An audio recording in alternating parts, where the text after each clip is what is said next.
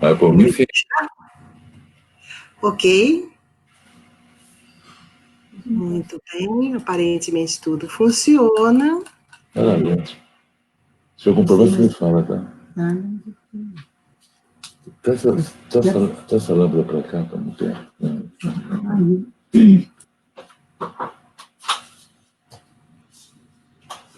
Ok, vamos então começar, pessoal?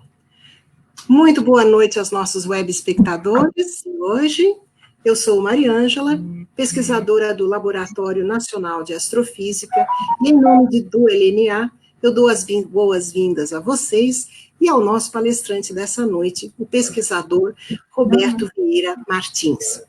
Vale esclarecer que esse é o novo formato dos nossos queridos Sábados Crescentes, nesse tempo de distanciamento social. Nesse momento, hoje não vai ter observação do céu noturno, como a gente costuma fazer quando o nosso encontro é presencial, mas deve ser por pouco tempo, tá? Por enquanto, eu sinto muito. Mas vamos em frente, não é mesmo? Quem é Roberto Vieira Martins? Ele é bacharel em Física pela Universidade Federal de Minas Gerais. Ele é mestre em Astronomia pelo Instituto Tecnológico de Aeronáutica, me perdoe, São José. Ele é doutor em Matemática pela Universidade de Paris 6. E as áreas de atuação dele são mecânica celeste, astrometria, estudo e observações do sistema solar como um todo. Onde ele já trabalhou? Ele já trabalhou no ITA, Instituto Tecnológico de Aeronáutica, no Instituto Nacional de Pesquisas Espaciais, o INPE, no Observatório de Paris, como pesquisador afiliado, e no Observatório Nacional, onde ele trabalhou por tanto tempo que só faltou ganhar uma plaquinha de patrimônio, né, Roberto? E diga-se também de passagem, falta uma plaquinha do nosso Observatório do Pico dos Dias, né, de tanto que você observa. E, aliás, Roberto, hoje à noite você tem uma equipe fazendo observações remotas no Observatório do Pico dos Dias, é isso? Isso, sim. Ótimo. Vamos ver o que o Roberto anda fazendo nesses últimos tempos. Ele estuda a evolução orbital de sistemas de satélites naturais, que são luas em torno de planetas, asteroides, por exemplo. Ele determina parâmetros físicos de pequenos corpos do sistema solar exterior, usando a técnica de ocultações estelares. Que são esses corpos celestes? São objetos transneturianos, ou seja, eles estão mais distantes do Sol que o planeta Netuno.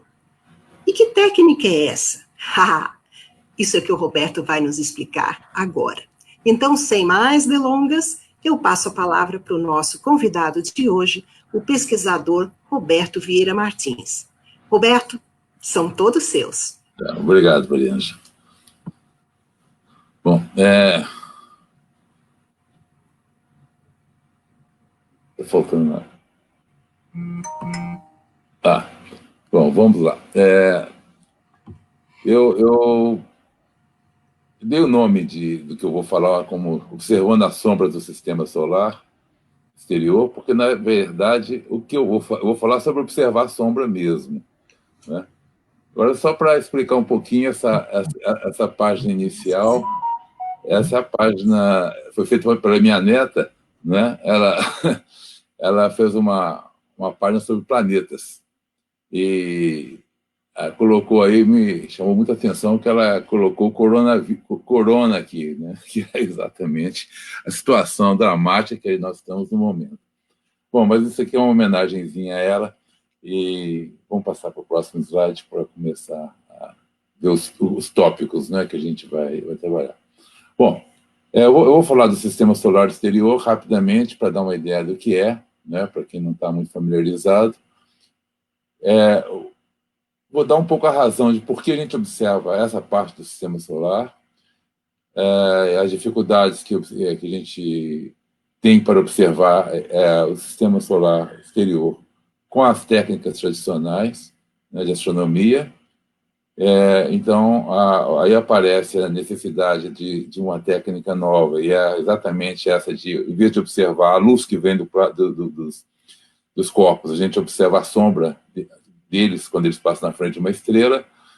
E, finalmente, vamos dar uma rápida informação,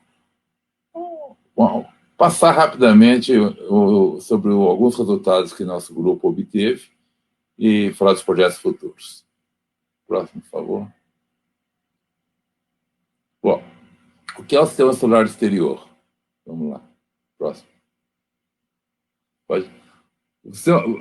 Aqui, nós temos aqui, na figura, os planetas. Né? Os planetas nós temos 8 planetas.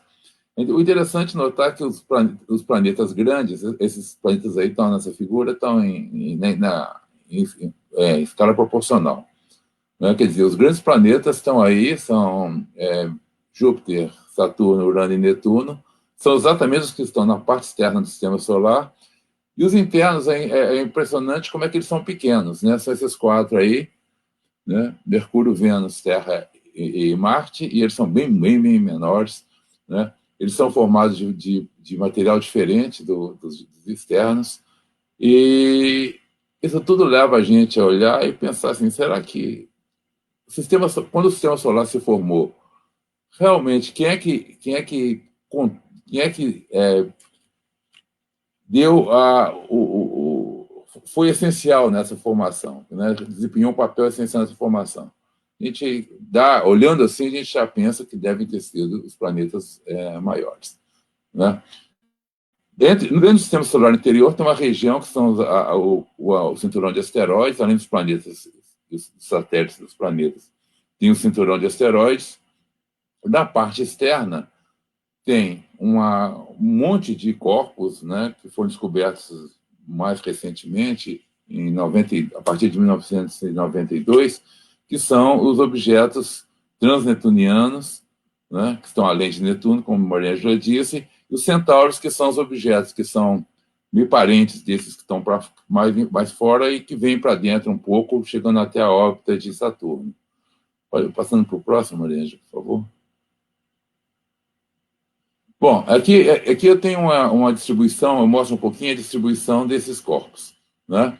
Observem que a primeira unidade que tem aí que é chamada unidade astronômica, é a distância do Sol à Terra, né? A gente, quando falar em distância no sistema solar, a gente sempre fala em unidade astronômica, ou seja, quantas vezes, 5 unidades astronômicas são 5 vezes a distância do Sol à Terra. Então, a gente vê que os planetas, que o sistema interno está todo bem apertadinho, bem ali no princípiozinho do lado ali do Sol, na esquerda. Depois eu tenho uma distribuição dos planetas principais. Não conseguindo assistir, está congelado. Está congelado. Mariana, desculpe te interromper, mas o pessoal aqui está falando que está congelado fora. Será que você tem notícia de fora aí? Deixa eu tentar passar um slide aqui. Mudou? Não, para mim tá. Eu estou falando, meu pessoal tentou e não conseguiu, ninguém está conseguindo. Aparentemente, ninguém reclamou aqui na tela que eu estou vendo. Tem gente reclamar? Bom, não conseguiram entrar, não. Não sei o que está acontecendo. Bom, puxa, que chato, porque tem gente que está dizendo que está vendo, que está seguindo. Tá. Serão conexões mais lentas? Não, por favor, manda de novo o link, por favor, que pode ser que seja alguma diferença aí no link. Tá? Ok. Vou continuar para não interromper. Então, a gente tem aqui internamente Vocês veem a minha seta? Não, né? Não, eles não têm acesso à sua seta, só eu. Tá bom, tudo bem. Eu aqui. Então, os planetas internos, então, os próximos do Sol, são exatamente o sistema solar interno. Depois tem os planetas que a gente conhece, né, os 4 grandes. Depois tem uma grande região, que é onde estariam os transnetunianos, né? E, finalmente, aí que vai até o cinturão de Oort. Passa, por favor, que fica mais claro. Bom, aí é a mesma coisa, só que tem que tomar um pouquinho de cuidado, que a escala aí é meio complicada, né? O primeiro, os dois primeiros números aí varia de 5, vai de 1 a 5, lá na frente vai de 100 mil a 200 mil, quer dizer, isso é unidades astronômicas, em distância, né? Então, isso aí não dá uma ideia clara de como é que tá distribuído, porque se a gente fosse tentar dar uma ideia clara, a gente ia ver um monte de coisinha pequenininha em uma área enorme, vazia. Mas aí fica claro, bem claro, o que existe, né? Tem os planetas, tem depois eu tenho uma região onde eu tenho o que eu quiser exatamente a região dos transneptunianos, que basicamente é essa aí que está sendo indicada, né? E finalmente lá na frente eu tenho a nuvem de Oort, que é uma coisa que eu não sei o que é, ninguém sabe. Tá? Tanto que a gente, quando vai colocar quantas, a gente sabe calcular, olha, eu conheço tantos objetos de tal região, mas da nuvem de Oort a gente não conhece nada. Tá certo? A gente sabe que vem coisas de lá, os cometas, vários cometas vêm de lá, mas não se tem nada muito claro sobre ela. Pode passar, por favor. Bom, ainda o sistema solar interior está aí, tem aí o grande, a mesma coisa, agora pegando só a parte externa mesmo do sistema exterior, desculpe, né? E aí a gente tem os centauros, que é uma parte da população de objetos que a gente observa, e depois de Netuno tem os transneptunianos, tá certo? Que aí isso aí é uma grande fauna de objetos, e observem que eles se agrupam mais ou menos de alguma forma, né? Em cores aí está se separando as várias famílias, digamos, de objetos. Pode passar, por favor. Aqui é a mesma figura, já olhando a parte bem externa. É bom chamar a atenção que esse número, essa parte mais externa aí, tem muito pouca, que não tem quase nada. Não é que ela não tem quase nada, é que ela está tão longe que a gente não enxerga ela, não consegue ver objetos nessa região, né, com as técnicas atuais. Então, essa região certamente é muito mais populosa, mas parece vazia porque a gente nunca viu esses objetos. Bom, seguinte, por favor. Agora, a gente está vendo aqui também ainda o sistema solar interior, e essa mistura de cores aí, na verdade, define as várias famílias que a gente tem de objetos. Para insistir ainda, eles estão organizados, tá certo? Uma parte deles, pelo menos, está bem organizada, do que a gente conhece. O seguinte, por favor. Bom, então, a gente tem o sistema solar exterior, já deu uma ideia do que seja, né? Aquela grande região onde tem os grandes planetas e depois tem um monte de corpos que estão depois daquela região. Então, aqui a gente vem a questão, como é que o sistema solar, o que aconteceu no sistema solar quando ele foi formado?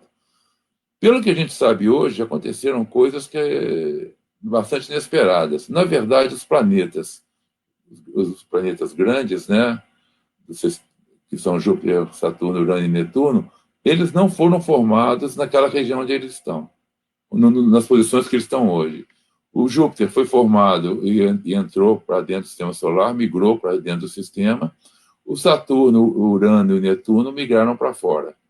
Obviamente, quando eles nessa região tinham muitos outros corpos pequenos, que, aliás, foram esses corpos pequenos que causaram a migração, interagindo com esses planetas, mas eles, quando eles interagiram, eles foram jogados fora dessa região, certo? Então, existe uma região grande ali fora do sistema solar, ali mais à direita, onde estão esses objetos que a gente está pensando, está querendo estudar. Então, por que a gente quer estudar esses objetos? Porque esses objetos, tendo informações mais precisas sobre esses objetos, nós vamos conhecer bem o que aconteceu se esse tipo de modelo que a gente que faz do sistema solar primordial, ele é correto ou não, ou então, o que tem que ser mudado nele. Observem que tem o cinturão de asteroides, mas ele não é tão importante assim, o interno, por quê? Porque, na verdade, os corpos que foram lançados ali, eles chocaram muito, teve muito choque entre eles. Ele tem muito objeto em uma região relativamente pequena. Então, eles colidem uns com os outros e as colisões mudam as características deles. Né? Enquanto lá fora, o volume onde esses corpos está enorme, né? a possibilidade de haver colisão é muito pequena. Então, eles mantêm a memória da formação deles. O próximo, por favor. Bom, aí a história é mais ou menos a mesma, é um outro gráfico, no eixo da esquerda, aí, o zero em cima, onde começa o instante zero do sistema solar, embaixo eu tenho uma data que seria 4,6 bilhões de anos, tá? Que é o tempo que o sistema solar de vida do sistema solar atual. Então, essas curvas que a gente vê aí, vindo lá do zero e descendo, são exatamente os caminhos que a gente acha que os planetas seguiram. E aí fica mais claro aquele momento que é lá por ordem de 80 milhões de anos, 800 milhões de anos, desculpe, não, 80 milhões de anos mesmo, em que, na verdade, esses corpos começaram a julgar um monte esses corpos pequenos foram julgados para fora da região onde eles se formaram e deram origem, então, aos nossos corpos, os corpos que nos interessam. Pode passar, por favor. Bom, então, a gente agora já viu que existe um sistema solar exterior, que ele é bem característico. Esse sistema solar exterior, o que acontece no sistema solar exterior, o que tem no sistema solar exterior são fósseis que contam a história do que houve na formação do sistema solar. E, obviamente, a grande pergunta que se tem é se o sistema solar foi formado. Como é que o sistema solar foi formado? Existem teorias, eu falei daquele que eu chamei modelo de Nice, né? Então, é o que a gente aceita hoje, com algumas que está evoluindo, modificando, mas para ter uma ideia clara disso, a gente precisa de conhecer muito bem essa parte externa. Então, é por isso que a gente estuda essa parte e a gente tenta desenvolver métodos de olhar essa parte, para ver bem essa parte, como é que ela como é que são esses corpos, etc. Ok? Pode passar. Bom, aí eu só tenho para dar uma ideia do como é que ficam lá os transneptunianos. Isso, é claro, uma coisa artística, né? A gente vê ali na esquerda, em cima, o Plutão, né? O Plutão, que era planeta, perdeu o status de planeta e virou um transneptuniano, tá? Ele é o maior corpo, ele é um dos maiores, é o maior corpo do cinturão desse cinturão externo, mas junto com ele tem um outro grande, né, que é do mesmo tamanho, que é o Eris, que está do lado dele aí. Tá? Então são dois corpos grandes e tem corpos de vários tamanhos. Embaixo tem a Terra, tem uma imagem da Terra para dar uma ideia do tamanho disso aí.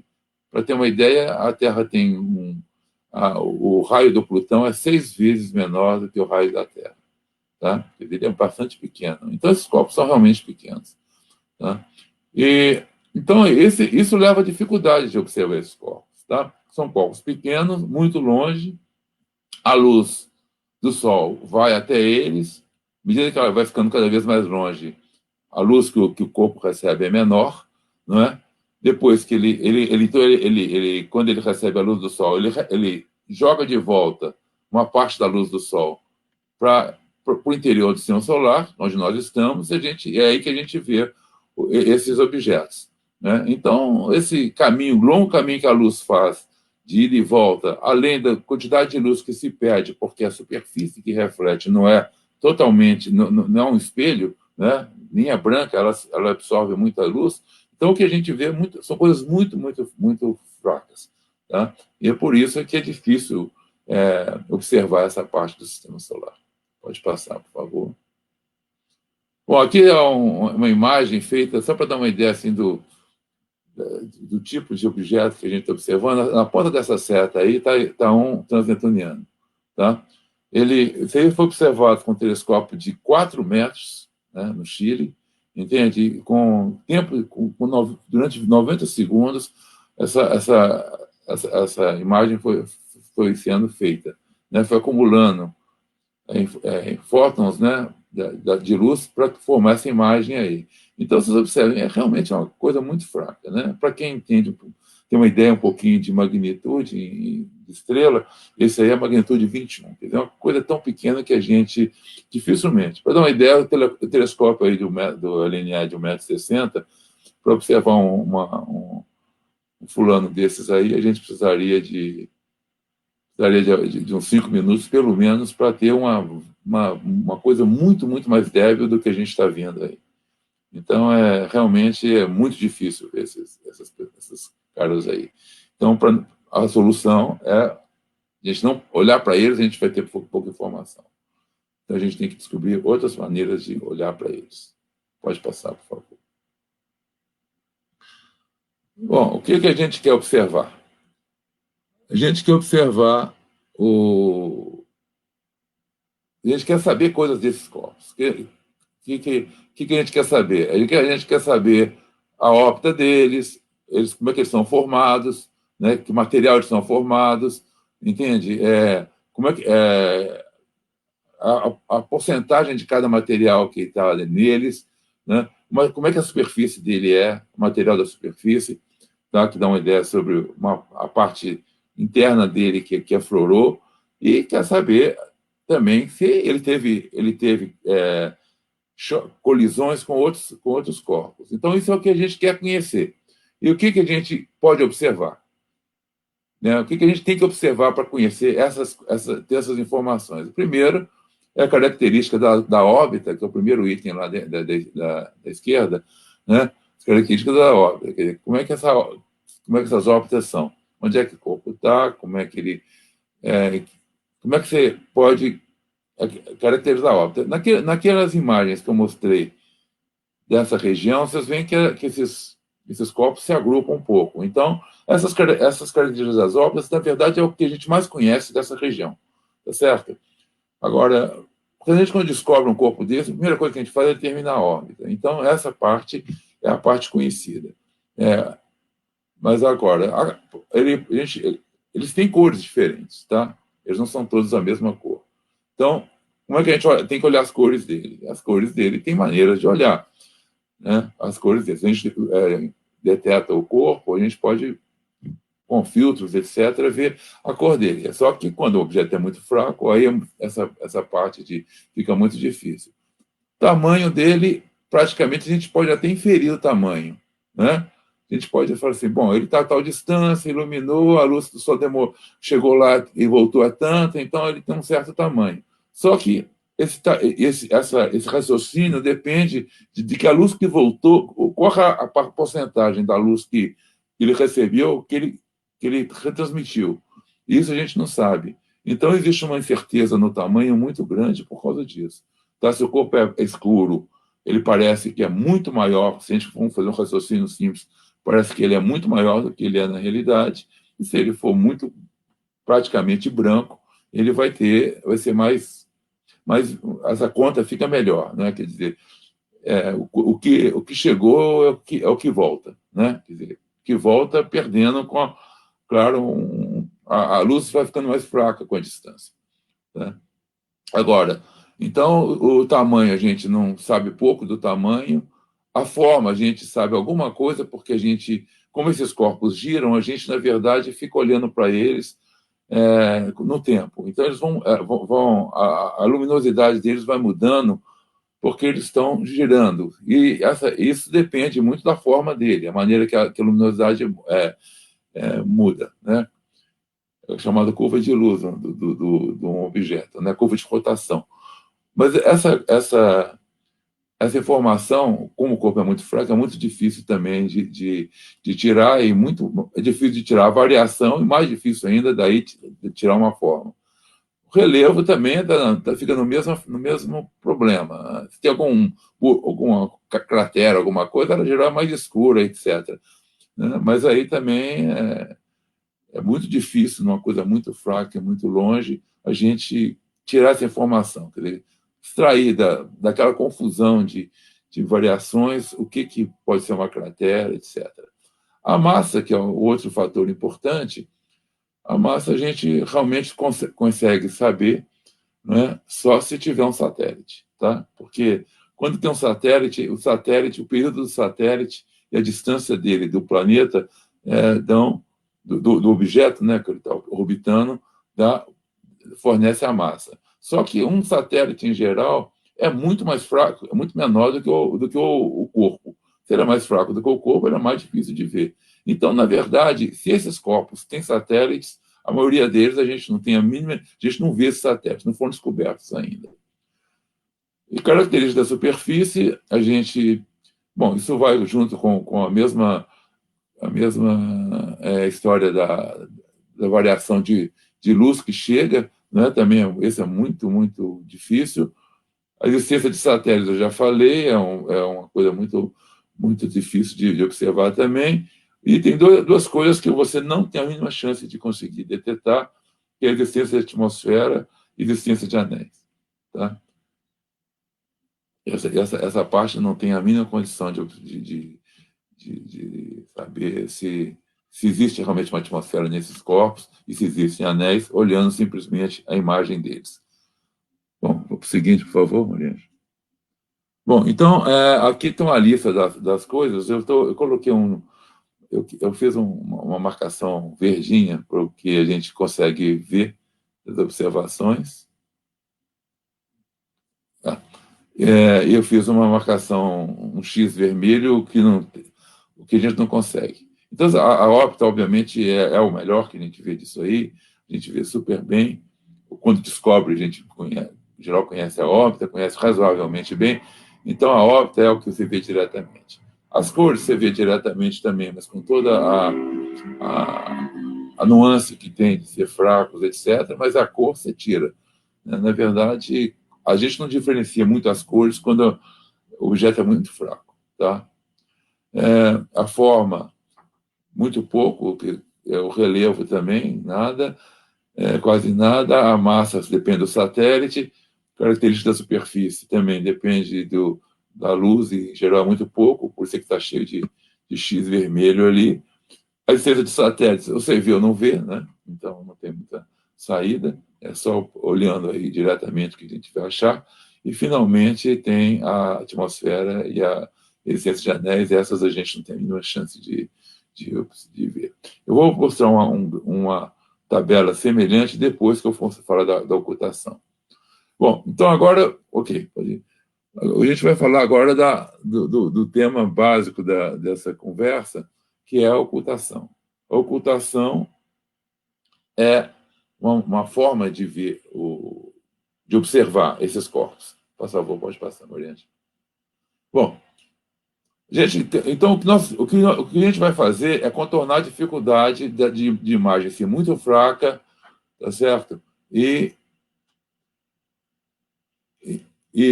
ter necessidade de ser observado por grandes telescópios, né? Que aí, como o telescópio grande é difícil, é caro, entende? Na verdade, uma coisa que depende de grandes telescópios acaba ficando prejudicado. O estudo fica bastante prejudicado pelo custo, na verdade, da observação.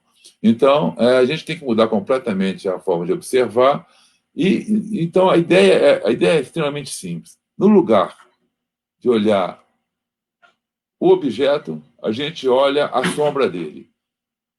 Essencialmente, o que é? Isso é que é a ocultação estelar. É quando você tem uma estrela, o objeto passa na frente da estrela. Quando ele passa na frente da estrela, a estrela apaga, você não vê estrela mais.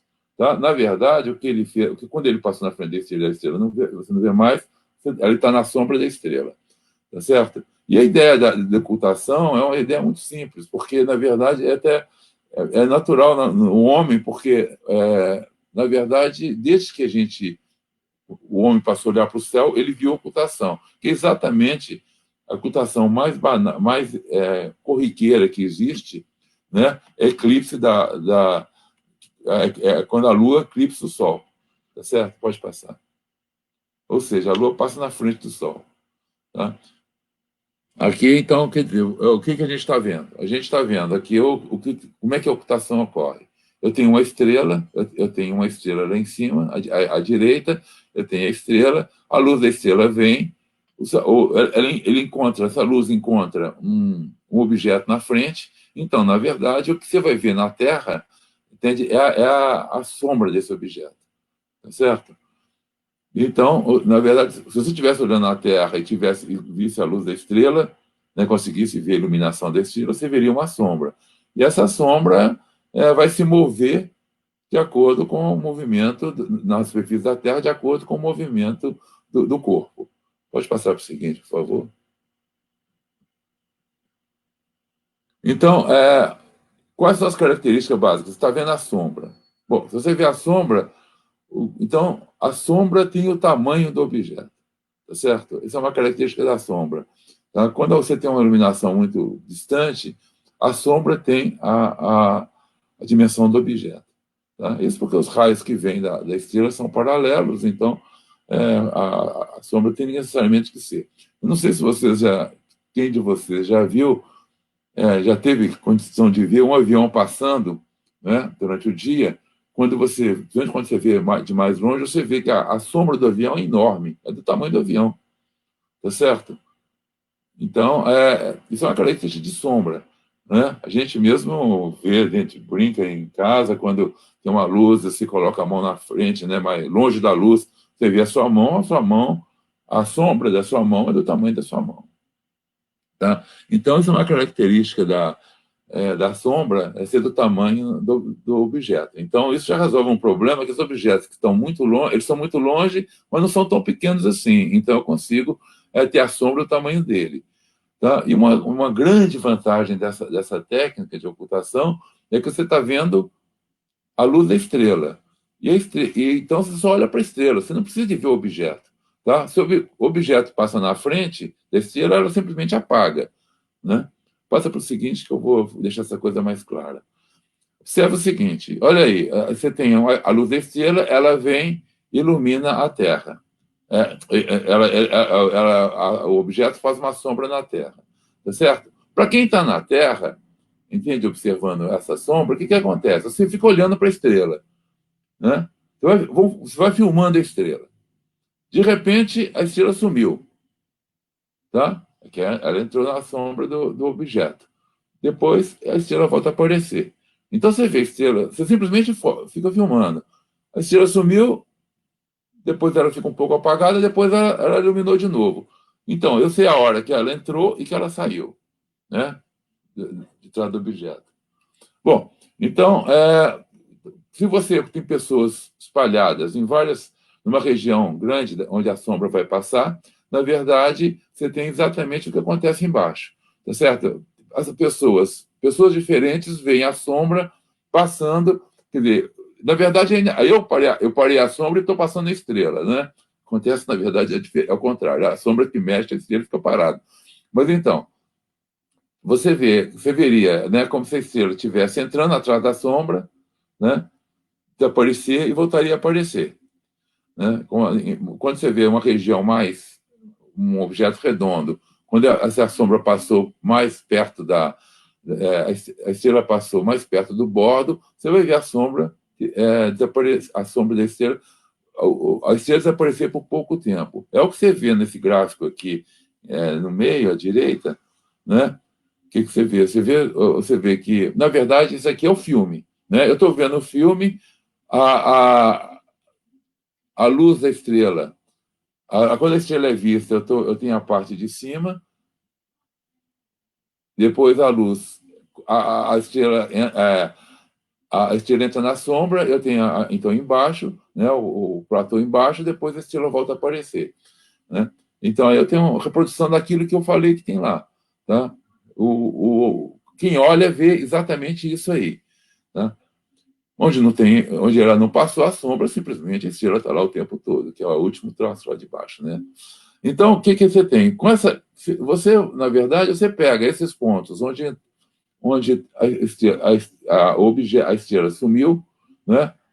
Tenta colocar esses extremos aí, entende? E com eles você constrói o corpo de volta. Você constrói a bolinha que está ali, né? Na verdade, do jeito que está ali, fica claro que não existe uma bolinha só. Existe uma bola, existe uma coisa alongada, que é uma elipse, tá certo? Então, se você só tem duas, eu chamo de corda, essa parte que eu uso para fazer o objeto, se as duas cordas tem duas cordas apenas, a forma do objeto não é muito definida. Se você tem um monte de corda, obviamente pode definir muito bem esse objeto, e você está construindo aí, a partir da sombra, o objeto, tá certo? Então, esse é o objeto que está ali em cima, quer dizer, você acabou de construir ele através da sombra. Pode passar, por favor, Maria. Bom, aí é o caso de uma ocultação real que aconteceu, né? Claro que essa sombra aí a gente desenhou, né? Mas a sombra, você vê, a sombra é bem grande, né? Ela tem ela tem um tamanho grande, né? Aí que esse corpo é grande, e ela passou pela América do Sul, tá? Observem que aí tem vários pontinhos verdes são os observatórios que conseguiram observar essa sombra, inclusive o LNA, né, o Pico dos Dias, e os pontinhos vermelhos foram observatórios que se propuseram a observar, mas que não conseguiram. Provavelmente porque tiveram problema de meteorologia ou problema de equipamento que na hora não funcionou, enfim, acontece muito, né, desse tipo de trabalho. Então, a partir dessa sombra, ele se constrói, vai se construir o objeto. Por favor, pode passar. Então, aí as várias medidas da sombra estão aí nesse gráfico aí, né? Cada linha dessas aí é uma observação, tá? Então, tem na hora que você pega tudo isso aí e monta, pode passar para o próximo, aí você constrói essa figura aí, certo? Aí, na verdade, aí nesse caso, esse não é um bom exemplo, apesar dele ter sido muito importante na época em que isso foi feito, ele foi feito pelo grupo nosso. Na verdade, ele deu duas soluções, tá? Na verdade, tem duas soluções aí. Tem uma solução que é aquela cinza e a outra que é a marrom, né? Observe Então, não tem uma solução única, porque, na verdade, tem poucas cordas, as cordas estão muito concentradas. Ali tem muita corda, mas estão todas muito perto uma da outra. Pode passar para o próximo. Bom, aí a gente está mostrando um outro caso de ocultação que foi feita de um objeto. Esse objeto foi um objeto muito especial, porque as ocultações foram feitas para que a gente pudesse saber como ele era antes de passar a sonda New Horizons por ele, tá? Foi o único transneptuniano que já foi observado de perto, né? Então, à esquerda você tem as ocultações, quer dizer, cada linha dessa é uma observação, né, feita em algum observatório, tá? E a forma azul é a forma deduzida a partir disso aí, tá? E quando a gente olha a forma que ele tinha de fato, a gente vê à direita aí, ele tinha uma forma muito estranha e bem próxima daquela ali, né? Então, o único caso de transneptuniano observado, visto já, onde foi olhado para ele, como ele é mesmo, é esse aí, entende? E a ocultação mostrou razoavelmente bem como ele era. O próximo, por favor. Bom, então, a gente já falou, vamos observar a sombra. Agora, observar a sombra não é uma coisa simples, tá? Na verdade, por que a sombra não é simples? Em primeiro lugar, essa sombra ocorre, que o alinhamento entre o corpo e a estrela ocorre em datas muito precisas e regiões também muito bem definidas, tá certo? Não acontece o tempo todo. Quer dizer, você pega um transneptuniano, ele não está passando o tempo todo na frente da estrela, tá certo? Então, isso ocorre, isso é um evento que chamaria raro, tá certo? Então, tem esse problema. E quando ele acontece em regiões específicas da Terra, tá certo? É onde a sombra passa, né? Então, a solução para isso, para resolver esse problema, é montar uma grande rede de observatórios abrangendo todos os continentes, tá certo? E envolvendo observatórios profissionais e amadores. Por quê? Porque, na verdade, não existe dinheiro no mundo, né? E nem necessidade de fazer observatórios na quantidade necessária para esse tipo de observação. Então, os amadores desempenham um grande papel nesse tipo de trabalho. O único problema é que, na verdade, como os amadores têm telescópios menores, as estrelas têm as ocultações que eles podem observar são de estrelas mais brilhantes, tá certo? Então, isso, de uma certa forma, leva ao tipo de estrela que a gente usa para ocultação, as estrelas mais brilhantes. E, agora, o outro grande problema, e a culpa é nossa mesmo, é o seguinte: você precisa de conhecer a posição relativa da estrela e do objeto com uma precisão enorme. Tá certo? Você está querendo ver quando é que os dois passam na mesma linha reta, né? Na linha que vai da Terra, de algum lugar da Terra, passando por ele para a estrela. Entende? Então, só para dar uma ideia da dificuldade que é isso aí, a precisão necessária de conhecer isso é correspondente a uma moeda de R$1 a 140 quilômetros de distância. Então, você pega a moeda de R$1, olha 100 quilômetros de distância, você vai achar onde deve estar a posição dela. Tá certo? Se você conseguir fazer isso, você está conseguindo ter precisão equivalente a fazer uma ocultação. Pode passar? Bom, aqui é a rede de ocultações, que a gente trabalha com ela, está no mundo inteiro.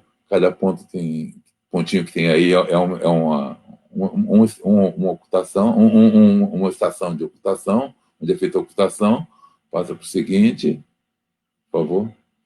Bom, isso aí, a previsão que é feita, né, é bastante complicada. A gente achar uma coisa com essa precisão é muito difícil, mas o que eu mostrei essa figura aí para mostrar que no último retângulo, embaixo à direita, tá, você tem ali uma coisa bem...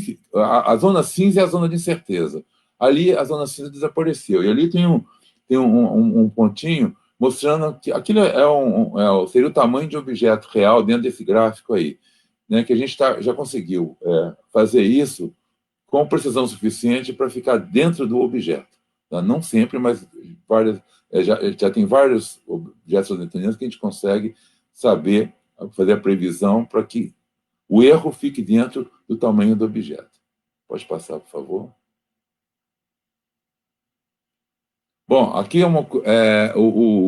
feito todo esse trabalho, que a gente faz são os mapas de ocultação. Mapa de ocultação, aqui tem um exemplo de um mapa, entende? Você tem aí as linhas pretas, são onde passa a sombra, né? A sombra passa na direção daquela seta ali, e cada ponto vermelho aí está distante de um minuto de tempo, né? 1 minuto. Então, o corpo anda com uma velocidade muito grande. Ele vai de um ponto a outro aí em 1 minuto, tá? Então, é um fenômeno extremamente rápido, tá? Que ocorre rápido, de uma maneira muito rápida. Pode passar, por favor. Bom, agora, então a gente já sabe, já tem a técnica e o que precisa, quais são os requisitos dessa técnica. Agora vamos ver o que a gente já conseguiu com ela. Eu vou mostrar 3 exemplos, eu acho, rapidinho, de coisas que foram feitas. Isso aqui são aquela imagem dos TNOs, e cada tique de cada vermelho aí é um objeto que a gente já observou, já fez a ocultação dele. Pode passar para o seguinte, por favor. Eu vou mostrar um primeiro resultado, que é a detecção de anéis, né, por pequenos corpos. Tá? A gente sabe que não existem anéis, a gente conhece os anéis de Saturno, depois com as sondas a gente viu que os os outros planetas gigantes, né? O Júpiter, Urano e Netuno têm anéis, e mais, não havia nenhum anel conhecido. O que a gente conseguiu de ocultação foi obter um anel para um centauro, que é... Passa, por favor. Pode passar. Bom, não, em frente. Então, a gente fez exato, desculpe. O anterior é o mesmo... volta no anterior, desculpe. Essa é aquela mesma ocultação que estava, a predição de ocultação que estava lá, que foi exatamente a predição de ocultação dessa do Charico, que a gente onde descobriu o anel. Tá certo? Ele passou, vocês observem, passou pelo Brasil, pelo Chile, né? E a gente não descobriu o LNA, na verdade, eu acho que na noite que foi feito teve tempo fechado. Pode ir em frente? Então, aí, as curvas que a gente fez, obteve dessa ocultação. Tá? São várias, eu passo para a seguinte, que a seguinte tem um detalhe, por favor. Aqui eu vou falar um pouquinho dessa aqui, que é o seguinte. Então, a luz veio, né, estava em cima, depois, de repente, a estrela deu uma apagada, depois se acendeu de novo rapidinho, foi uma piscada da estrela, depois ela desceu, subiu, depois deu outra piscada. Então, isso foi o que a gente viu, tá? E viu nos vários observatórios. Pode passar. Bom, então, juntando todas aquelas curvas que apareceram lá atrás, a gente acaba vendo onde tem esses verdinhos aí, foi onde piscou a estrela, quando a gente liga todos esses pontos aí, a gente vê que a gente tem um anel, tá certo? Foi aí que foi descoberto, então, o anel de Charico. Ok, pode passar. Eu tinha feito um filme aí, que infelizmente não vou poder mostrar, onde eu mostro exatamente essa luz piscando, né, a estrela piscando. Passa para o seguinte. Bom, no fim, essa aqui é a parte, uma coisa artística que foi feita, onde você tem o Charico com os anéis, são 2 anéis, né? A gente viu que aquela coisinha era dupla, e ele no centro. Então, é uma coisa artística, seria um filmezinho também, que eu não vou mostrar, que mostra bem como é que funcionou na ocultação. Mas passa para o seguinte, por favor. Bom, pode passar. Esses são os dados do Charico, eu não vou entrar no detalhe, não, acho que só para falar que ele tem 250 quilômetros de diâmetro. Isso aqui é outro anel que a gente descobriu. Aí. Também houve a mesma coisa, a figura não está tão bonita, né, como a do Charico, mas acontece a mesma coisa. Se a gente olhar principalmente na direita, a gente vai ver que tem umas descidinhas e depois a parte que oculta no caso o Almeia, né, que é um planeta anão. Pode passar para o seguinte. Aí, aqui na esquerda tem a reconstrução do anel, né? E na direita tem uma visão artística que foi feita na época desse anel, né, no corpo. O corpo é bastante alongado. Pode passar. Esse aqui, agora eu vou falar rapidinho da descoberta de um cânion, né, que a gente conseguiu fazer. Isso é uma ocultação, estão as curvas aí. Pode passar. Observem, tem uma curva, à direita tem uma curva meio estranha, né, que estava lá e que está bem, bem estranha. Vocês observam o seguinte, ela vem, isso aí agora, reconstituindo a passagem da luz, ela vem, cai para zero, sobe uma coisa pequena, cai de novo para zero, sobe e depois volta a aparecer estrela. E essa corda, né, onde isso aconteceu, está bem ali na tangente superior da figura da esquerda. Foi um observatório no Japão que fez isso, que observou isso aí, e está bem ali no coisa. Passa, por favor. A gente, quando analisa essa curva aí, essa variação ali, a gente chega à conclusão que, na verdade, o que aconteceu é que nessa região havia um cânion. Tem 2 possibilidades para esse cânion, né? Um cânion exatamente, com 22 quilômetros, 6 quilômetros, 22,6 quilômetros de largura, né, e 7,7 quilômetros de profundidade. Vocês veem a precisão que essas ocultações dão. É claro, a gente está olhando a sombra, então é o tamanho real, né? Então não é também é covardia. Agora, do lado também é com uma depressão, né, que resolve, também dá para explicar, a mesma curva dá para explicar a depressão também. Bom, passa para o seguinte. A gente, então, olhou isso aí e falou assim, poxa vida, será que esse negócio é real? Não tem algum problema aqui e tal? Mas, para nossa sorte, pouco depois, a New Horizons, a sonda, passou por Plutão e o Caronte e fez imagens próximas. E a gente observa que em Plutão tem um cânion de, também mostrado aí com essa seta, de 9 quilômetros de profundidade, tá? Num objeto de 600 quilômetros, que é maior do que o Caronte. Então, na verdade, o cânion nosso é um cânion. Existe alguma coisa equivalente no Caronte. Se existe no Caronte, que é o satélite de Plutão, o nosso deve estar legal. Tá? Quer dizer, deixa a gente tranquilo que realmente foi uma detecção de um cânion, alguma coisa parecida. Passa para frente, por favor.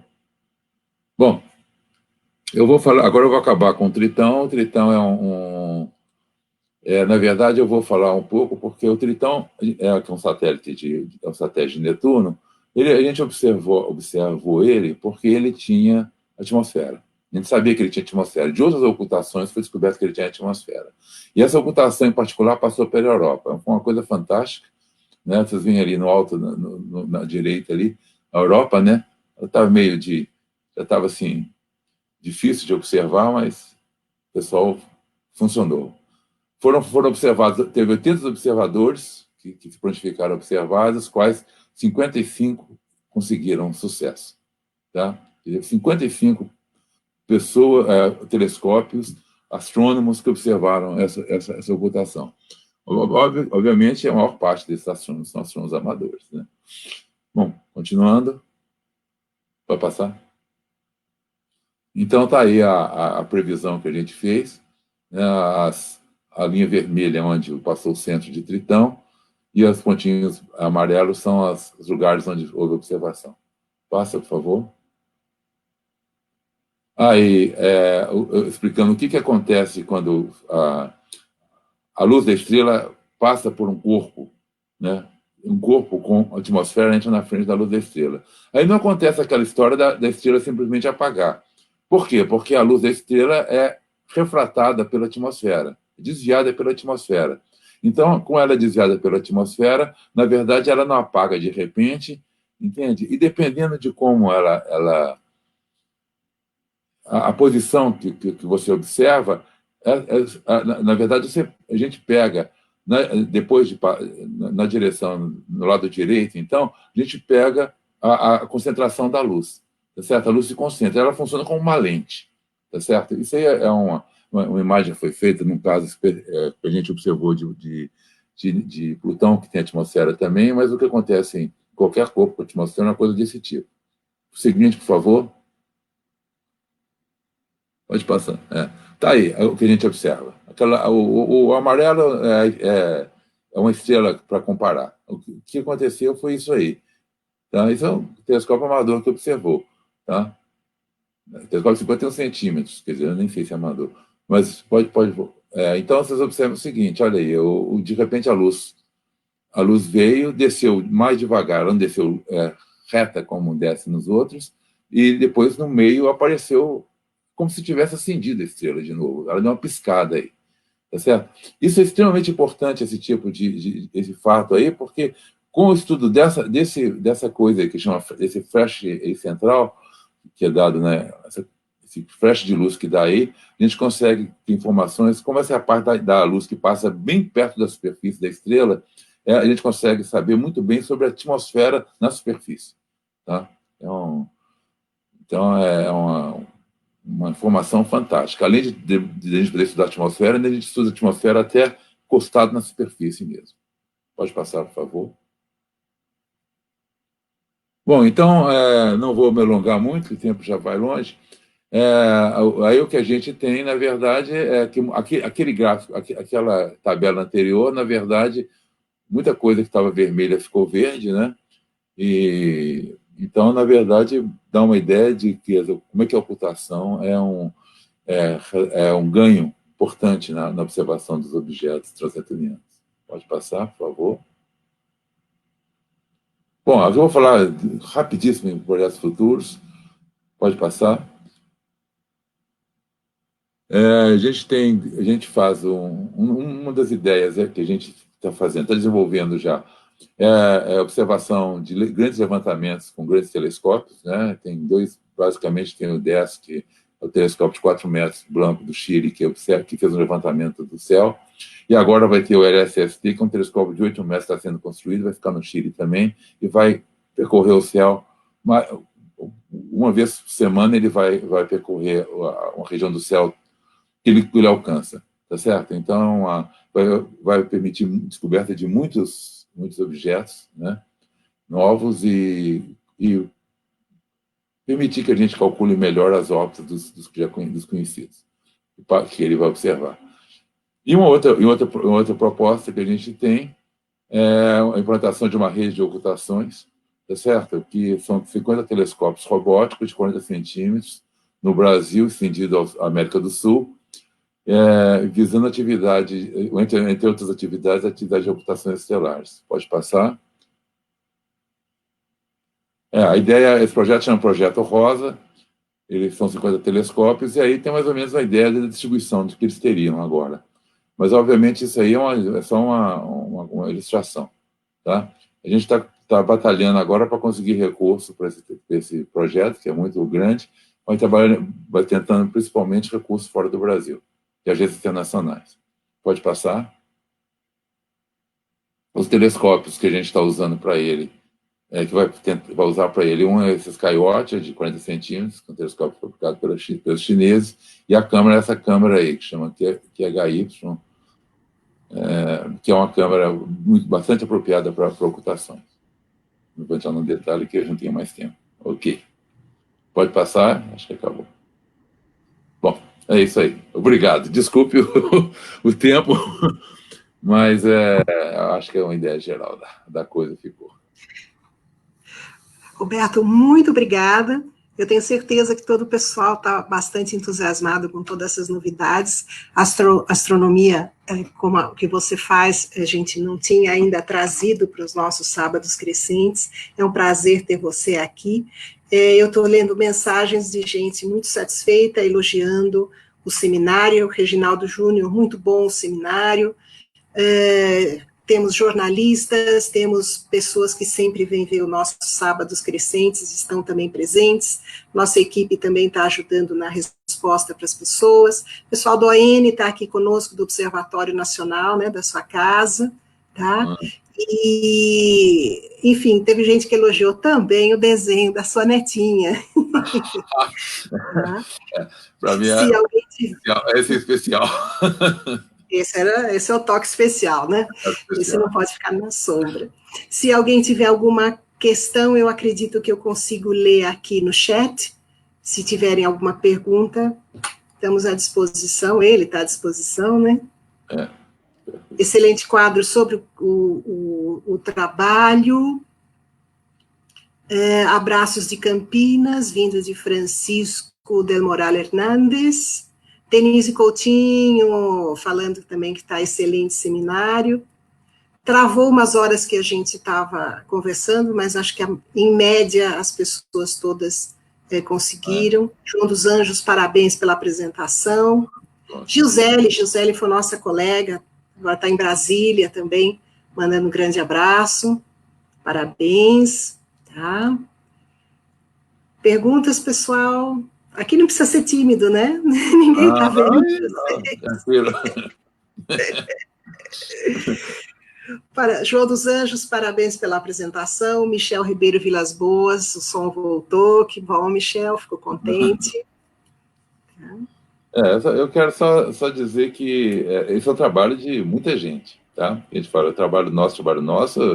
O grupo aqui, só o grupo aqui brasileiro, o que a gente chama Grupo do Rio, né? Que é o grupo brasileiro. são mais de 15 pessoas, tá certo? Espalhadas aí. A gente chama do Rio, mas é espalhado por vários lugares do Brasil, porque começou no Rio, né? Se chama do Rio. Mas, e o grupo internacional vai para 50 pessoas, mais ou menos, né? Aí aí é outra dimensão, né? Tem um núcleo forte na França, um núcleo forte na Espanha e o núcleo forte no Brasil. A gente troca ideia o tempo todo. Enfim, é uma torada, né? É um trabalho de pesquisa, né? Quando a gente É gostoso, vale a pena, compensa. Não, mas esse trabalho é muito legal, muito legal. Roberto, nós temos uma pergunta. Francisco del Moral Hernández diz que não ficou muito claro para ele qual é a estratégia para a detecção dos canyons. Você poderia reformular um pouquinho? Posso. Francisco, o problema é o seguinte, na verdade, o canyon, a gente acha o canyon, qual a possibilidade de achar um canyon? O canyon a luz da estrela desaparece, volta a aparecer, desaparece de novo, tá certo? Depois volta a aparecer de novo. Acontece mais de dois desaparecimentos. Em vez de desaparecer uma vez, ela desaparece duas vezes. Desaparece primeiro, depois volta a aparecer, depois volta a desaparecer. Então, isso acontece ou não acontece? Isso só pode acontecer, certamente, bem perto da curva da sombra, né? Só bem quando for muito tangente ao objeto. Então, se isso acontece, a gente pode fazer as contas. Não é trivial fazer, não é simples, não. A gente faz as contas e vê e consegue reconstituir aquela forma, tá certo? Agora, isso é uma coisa muito... A gente nunca viu isso, tá certo? Então, a gente tem que descobrir como fazer, tá certo? Agora, aquela curva complicada que aparece, que não desaparece, né? Aquilo é porque, na verdade, esse plano de ocultação, a redução que eu falei aqui rápido, é uma coisa muito... eu falei muito rápido, nem cabia entrar no detalhe, mas ela é muito delicada. Por quê? Porque, na verdade, você está tirando fotos, né? Eu falei, você filma. É como se estivesse tirando fotos numa coisa que acontece muito rápido, e para cada foto tem um tempo de exposição, tá certo? Então, quando você está vendo uma estrela desaparecer, pode ser que você está olhando, a estrela pode ter desaparecido durante a parte que você estava exposta, a sua câmera estava aberta, tá certo? Então, a maneira que aqueles pontos se distribuem, às vezes tem muito a ver com o tempo entre a abertura do obturador e a fechada dele, tá? O que aconteceu nesse meio tempo, tá? Necessariamente a estrela não entra ou não cai no princípio, na hora que abre, na hora que fecha. Então, a composição disso depois é muito delicada, tem maneira bem precisa de fazer, e ela leva, então, a ter uma curva que eu acho que você está achando, aquela curva meio estranha, né, para a conclusão que a gente tirou. É estranho assim. A gente só consegue tirar porque a gente tem... Olha, a gente já apanhou tanto já dessas coisas que a gente olha e já está sabendo o que está acontecendo. Muito obrigada, Roberto. Nós temos aqui um comentário do diretor do LNA, do Laboratório Nacional de Astrofísica, Wagner Conrad Barbosa. Ele me disse, ficou fantástico, Roberto. Então, ótimo. Parabéns aqui do chefe da casa. Prazer, temos mais uma pergunta. Mineiro como eu. Ih, juntou mineirinho, né? FMG, vamos lá. Ok, temos mais uma pergunta de Michel Ribeiro Vilas Boas, um dos nossos amigos que sempre estão presentes. Ele diz, gostaria de saber uma coisa, muito do que se estuda na astronomia é usado aqui no planeta em outras áreas. A pergunta é, esta técnica de ocultação pode ser aplicada para outros fins aqui? Olha, eu não sei. Eu não saberia te dizer como fazer isso, tá? Observe, é muito particular, né? Você tem você tem a luz que vem da estrela paralela, entende? Se criar uma fonte paralela é mais complicado, né? Você tem que aqui na Terra, né? Você tem que estar a luz que está longe é fraca, então você tem que estar numa coisa muito fraca. Então, tem várias limitações que fica difícil você pensar em criar uma técnica para usar aqui na Terra para ver alguma coisa, como medir alguma coisa, etc. Mas possivelmente dá, com laser, etc. O laser deve fazer alguma coisa parecida, né? Entende? O laser deve fazer uma coisa parecida. E você pode mover um laser e onde ele entra e ele sai, você mede. E aí você tem precisão muito grande também, né? Mas isso deve ser... O que existe deve ser corriqueiro. O que eu não sei dizer, porque provavelmente deve ser complicado. Entende? Que eu nunca ouvi falar. Há 70 anos, não ouvi falar, então, mexendo com isso. Se você souber, você me avisa. Bom, uma coisa que não é a resposta para o Michel, mas a técnica de ocultações é muito usada para o pessoal que estuda exoplanetas, planetas em outros sistemas estelares, né?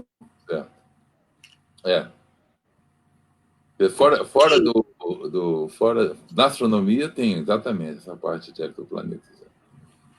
Ok, temos um comentário, um elogio de Rosana Sanches. Rosana Sanches diz: parabéns pelo seminário. Sou totalmente leiga, porém deu para ter uma boa ideia. Gosto muito de astrofísica. Meu filho, Vinícius Sanches, sempre me fala sobre astronomia, principalmente, acrescento eu, ele foi um dos grandes estagiários que a gente já teve na divulgação do LNA. Ela está como um bom professor. Obrigada, Rosana. Temos o Reginaldo Júnior. Ele pergunta se existe a possibilidade de usar essa técnica de ocultação usando um telescópio Cassegrain, que é o que ele tem. Não, sim, certamente. Não tem nenhuma importância, o telescópio. Qualquer telescópio. Você precisa de alguma coisa que coleta a luz e joga essa luz em algum ponto. Tá certo? Então, qualquer telescópio faz isso. Né? Então, não tem nenhuma coisa. Tem muitos. A maioria dos telescópios usados aí são Cassegrain. Tá? São Cassegrain. Então, não tem. Inclusive do LNA que a gente observa é Cassegrain. Agora, o que você precisa... O grande problema de fazer essa observação na verdade, é a câmera. Tá? Porque você, na verdade, você precisa de saber muito bem... Essa sombra mexe a 20 km por segundo, aproximadamente. Tá? É um número assim, meio canônico. Então, você tem que saber... Então, você vê, ela é muito rápida e você tem que saber a hora que começou e a hora que acabou. Então, você tem que ter um relógio muito bom na sua câmera, guardando o tempo. Quer dizer, tem que guardar a imagem e dizer distante daquela imagem. Esse é o grande, o grande problema, na verdade, que tem a observação disso aí, né, para os amadores. Tem uma câmera boa. Ou então, tem uma câmera tipo SBIG que filma, mas tem que ter uma entrada nela de tempo. Tá? Essas câmeras, todas as observações gerais são feitas com GPS acoplado. Então, para ter isso. Então, o telescópio não. O telescópio já foi feito ocultações, para dar uma ideia, usando câmera fotográfica com teleobjetiva. Os franceses fizeram isso, colocaram numa estrada, colocaram uma fila de câmeras com teleobjetiva e fizeram uma observação fantástica do cinturão principal de uma ocultação de um asteroide que tinha um satélite. Então, limitação da ótica é zero. A limitação grande é da detecção. Na verdade, do tempo de detecção. Esse é o grande... Ok, Roberto. Temos mais uma. A nossa ex-colega de LNA, Gisele Bastos, ela diz que gostaria de saber com o doutor Roberto se na atual situação que o Brasil se encontra, existem boas possibilidades de se obter recursos para novos projetos na área de astronomia? Olha, eu não sou nem um pouquinho otimista, não sei, vou te falar a verdade. Aquele projeto, por exemplo, que eu mostrei aí, que é um projeto, para te dar uma ideia, o primeiro passo dele é $500 mil. Tá? É $500 mil, que é um dinheirão. Né? Mas a gente está conseguindo, tem uma grande chance de conseguir esse dinheiro de uma fundação americana, tá? Que faz financiamento para pesquisa. Nós nos submetemos, já passamos na primeira fase, agora vamos ter a resposta da segunda fase no dia 5 de junho.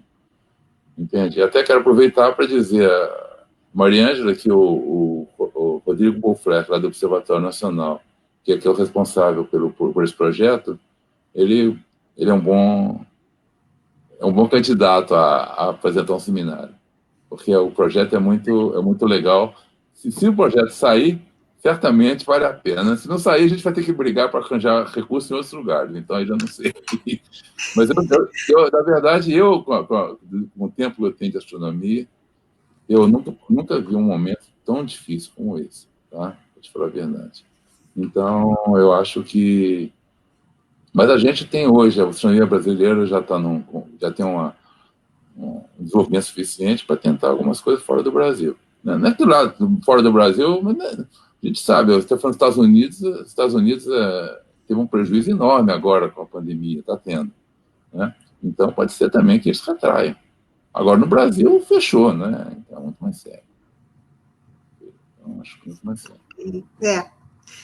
A gente tem esperança, né? Nunca morre. Isso vale também para o pessoal que faz doutorado, né? Que termina a pós-graduação. Quais são as chances hoje de conseguir uma bolsa de pós-doutorado, né? Tem muita gente indo embora do Brasil. Eu tenho 2 alunos que estão fora, foram embora, por enquanto, né? Uma bolsa fora do Brasil, de fora. Então, as coisas são difíceis. A gente fala assim, fica alegre não quer ficar triste. É porque existe uma diferença, digamos, entre quem já está empregado e luta para receber um dinheiro para projeto, ou bolsas para os seus estudantes, né, pessoal que vai tocar a pesquisa para frente, né, e o pessoal que já fez a pesquisa, já se doutorou, aí começa a fazer pós-doutorado numa instituição, em outra, não arranja emprego e a bolsa não vem, né. Isso. Então isso é bastante preocupante. É muito difícil, muito difícil. Bom, eu abro para mais perguntas, alguém mais? Tem muito elogio, viu, Roberto? Tem muito elogio. O pessoal para quem você respondeu já agradeceram, tá, pela sua resposta. Ok, nós estamos com 1h12 aqui no ar. Se ninguém tiver mais nenhuma pergunta, eu acho que vocês estão livres para continuar no seu distanciamento social. É muito importante, né? Eu acho que, claro, tem todos os seus prós e contras, mas o distanciamento social está trazendo, não sei, Roberto, como é que você vê, mas está trazendo um novo paradigma, não só para as relações interpessoais, mas também relações de trabalho, e no nosso caso, relações entre o público e os cientistas.